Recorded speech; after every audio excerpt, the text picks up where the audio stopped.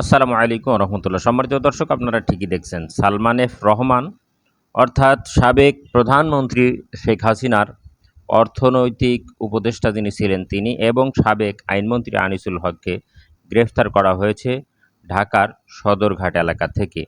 সূত্র জানিয়েছে, বিভিন্ন সূত্র থেকে জানা যাচ্ছে যে তারা নৌযোগে পালিয়ে যাওয়ার চেষ্টা করেছিলেন, অর্থাৎ নদীপথে পালিয়ে যাওয়ার চেষ্টা করেছিলেন। এই মুহূর্তে তাদেরকে আহ, গ্রেফতার করা হয়েছে। ডিএমপি এখনও পুরোপুরি জানায় নাই যে এটা কোন মামলায় গ্রেফতার করা হয়েছে বা তাদেরকে কোন মামলায় গ্রেফতার দেখানো হবে।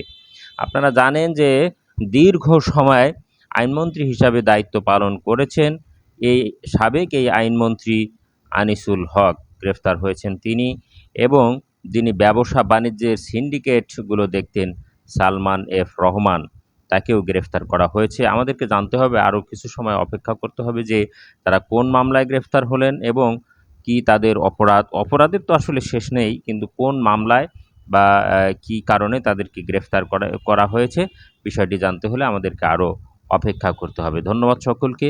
আল্লাহ।